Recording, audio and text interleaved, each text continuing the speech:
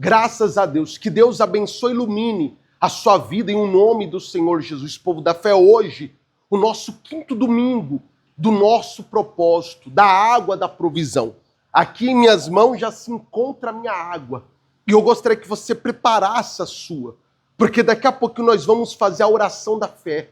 Vamos beber da água. E o nosso Deus, ele vai operar maravilhas na nossa vida. Ele vai prover aquilo qual o Senhor e a Senhora têm necessitado sobre a sua vida, sobre a sua casa, sua família, os seus negócios. Deus sabe o que você tem precisado e Ele vai prover para a glória e louvor do nosso Deus. Mas antes de nós orarmos, eu quero deixar no seu coração a palavra plantada, semeada, porque eu tenho no meu coração que a palavra, ela tem o poder de mudar a nossa vida e a nossa história. E quanto nós cremos, confiamos e aplicamos o nosso coração na mesma, há um divisor de águas sobre a nossa vida. E hoje Deus nos trouxe uma palavra poderosa que eu quero compartilhar com o Senhor e com a Senhora. Você tem que ter algo no seu coração. Nem todos vão querer ouvir o que você tem a dizer. Nem todos vão aceitar o evangelho o qual você tem anunciado, o evangelho o qual você tem falado. Porque isso aconteceu com Jesus, isso também aconteceu com o apóstolo Paulo. A Bíblia diz que ele estava na Ásia, ali pregando a palavra de Deus, anunciando o evangelho na sinagoga, na igreja. Mas aqueles que estavam ali não deram ouvido, foram descrentes, zombaram do que Paulo estava falando.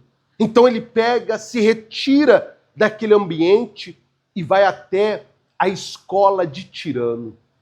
E ali, meu amigo, ele fica durante 2 anos falando do amor de Deus, falando da graça de Deus, falando o que Deus poderia e gostaria de fazer sobre a vida daqueles os quais o aceitassem.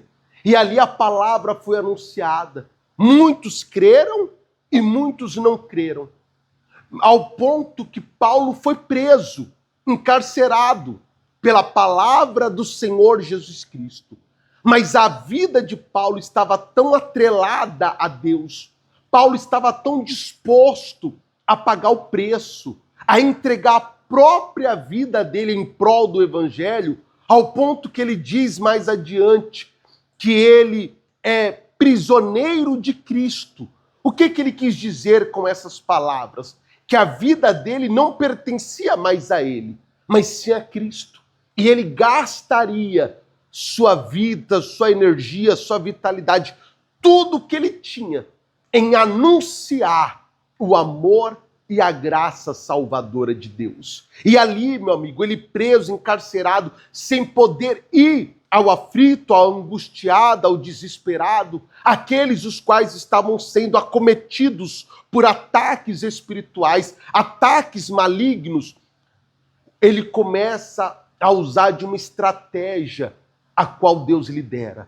Ele lhe envia pedaços de suas vestes. Ele envia aquilo que representava pela fé o poder de Deus. E está escrito que aonde chegava um pedaço das vestes pessoais de Paulo, havia cura, havia libertação, havia uma transformação de vida. Pois a unção que Deus dara a Paulo era transmitido àquelas pessoas através daqueles elementos de fé, ao ponto dos espíritos malignos irem embora. E a Bíblia diz mais adiante que 7 jovens, filhos de Seva, o sumo sacerdote judeu, foram expulsar uma pessoa possessa de demônios. E esses jovens falam que seja expulso, saia desse corpo, saia dessa vida, em nome de Jesus que Paulo prega. Sabe o que o diabo responde? Eu sei quem é Jesus que Paulo prega, eu sei quem é Paulo, mas vós, quem sois? Com outras palavras, não adianta falar em nome de Jesus se não houver aliança. Não adianta usar o nome do Salvador se não houver comprometimento. Não adianta querer usar a autoridade que há no nome de Jesus se não há vida em Jesus. O diabo olhou para aqueles jovens e os atacou. Os fez ficarem desnudos. Os espancaram. Os humilharam. Só que esse fato, acontecimento, se espalhou por toda a Ásia, principalmente em Éfeso. Porque usaram o nome de Jesus, mas nada aconteceu. Não porque o nome de Jesus não havia autoridade e poder, mas porque não havia vida, não havia intimidade.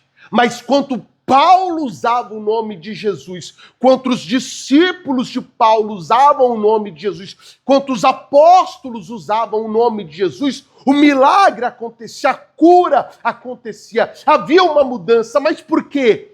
Porque havia comunhão, havia aliança, havia comprometimento para com o nome de Jesus. O que eu quero que você entenda, você tem que ter aliança com Cristo, você tem que ter compromisso com Cristo, você não pode ficar dividido entre dois senhores, você não pode ficar em cima do muro, ou é ou não é, meu amigo. Ou Deus é, ou ele não é. Ou você serve de todo o coração, ou você não serve. Ou você se entrega de corpo, alma e espírito, ou, meu amigo, ou você sai dessa indecisão. Deus quer te salvar. Deus quer glorificar o nome dele através da sua vida. Mas para que isso aconteça, você tem que tomar uma decisão. Você tem que fazer a escolha certa. Sair de cima desse muro.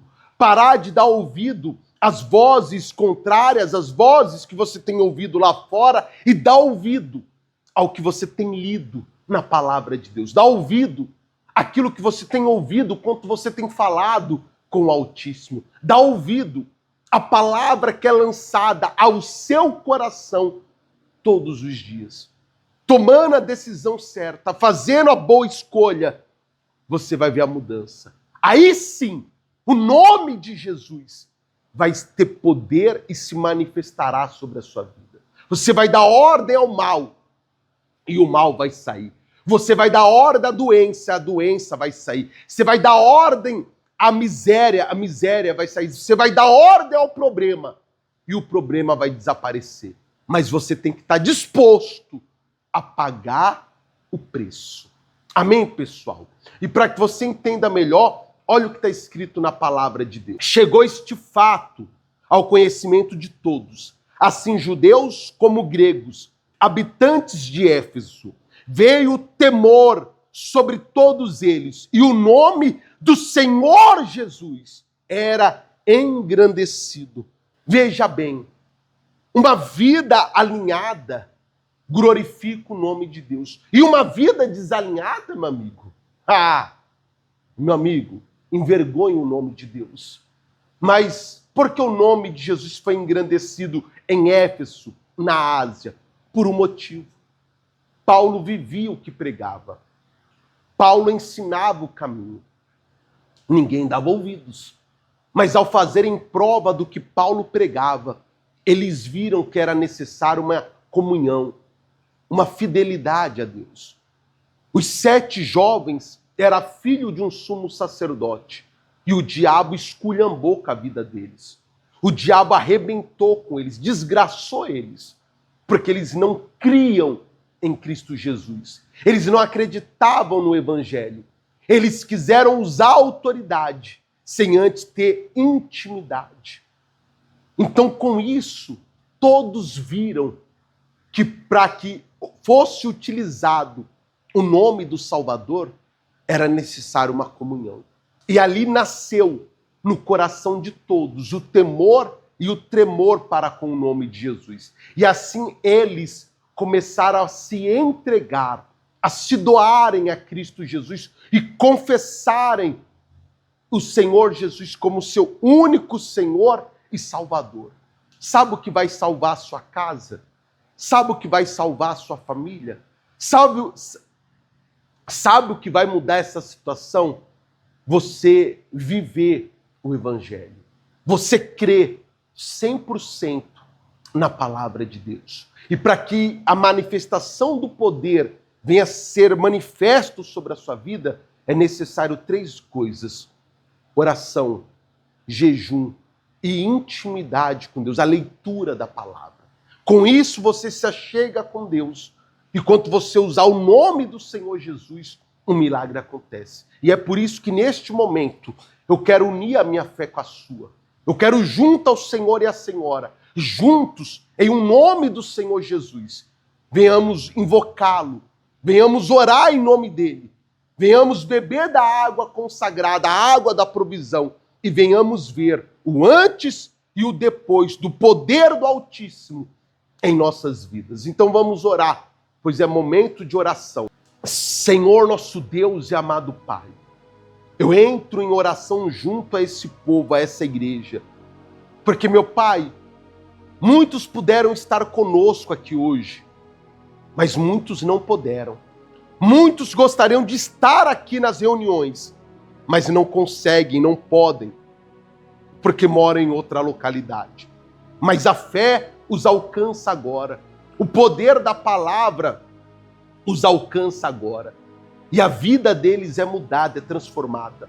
Não pela minha palavra, não pelo que eu tenho falado, mas pelo nome que há, pela autoridade que há, pelo poder que há no nome do Senhor Jesus. A autoridade que há nesse nome, o poder que há na palavra. A vida dessas pessoas é mudada, é transformada agora. Eu não sei o que essa mulher, o que este homem tem passado ou vivido. Eu não sei qual é a dor deles, meu Pai, mas o Senhor sabe. E o Senhor os visita agora, como o Senhor visitou a Abraão, como o Senhor visitou a Sara, como o Senhor visitou a Gideão, como o Senhor visitou a Agar, a Ismael, como o Senhor visitou a Jacó, como o Senhor visitou os patriarcas da fé. O Senhor visita essas pessoas agora para mudar a história, para mudar a vida deles. Como o Senhor, meu Pai, usou a vida daqueles 7 jovens para glorificar o teu nome. O Senhor vai tocar nessas vidas agora e vai torná-los livres, se assim eles crerem e quiserem, das enfermidades, das doenças, das dores, do sofrimento, da amargura. O Senhor vai arrancá-los da miséria, da escassez, da pouca rota, da vergonha, da humilhação. O Senhor, em nome de Jesus, muda desde já a vida dessas pessoas. As correntes, os grilhões do inferno são quebradas agora, são despedaçadas agora. E essas vidas são livres e libertas, em um nome do Senhor Jesus. Meu amigo, minha amiga, levanta o seu copo com água. Meu Deus, consagra mais uma vez essa água.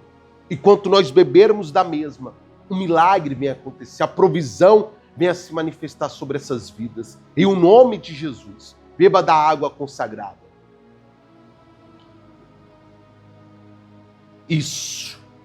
Ora assim comigo agora. Meu Deus, eu creio e tomo posse da provisão do Senhor sobre a minha vida. Em o nome de Jesus. Os que crêem digam amém e graças a Deus. Amém, pessoal? O Senhor, a Senhora está mais do que abençoado. A sua vida, ela está mudada. Se você crê na palavra e viver o Evangelho de Cristo, o nosso Deus vai se manifestar sobre o Senhor e a Senhora, e a sua vida ganhará muitas, mas muitas almas para o reino do nosso Deus. Pega firme e eu te aguardo no próximo domingo.